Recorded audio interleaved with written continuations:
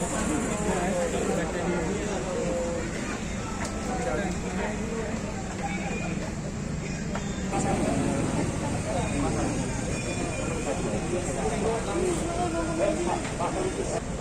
media, jadi malam hari ini kita sudah patroli kedua ya, sejak Pergub nomor 32 ini dikeluarkan. Yakni kita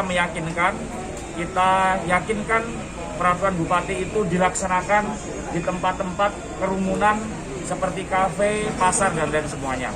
Jadi kita yakinkan masyarakat, pengunjung, dan pemilik usaha itu memahami. Setelah dia paham, baru nanti kita terapkan. Nah, kita ada dari kemarin Pergub itu kita keluarkan tanggal 14, sekarang tanggal 19, 5 hari.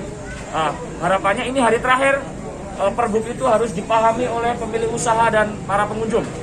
Ke depan langsung kita terapkan sanksi, mulai dari tahapan dia sanksi teguran verbal maupun tertulis, kemudian sanksi sosial, membersihkan masjid dan semuanya, denda, sampai dengan terakhir pemilik usaha ada pencabutan izin usaha. Harapan kita level 1 dan level 2 semuanya sudah tertib. Proses sosialisasi yang sudah dilakukan oleh apa aja, Pak?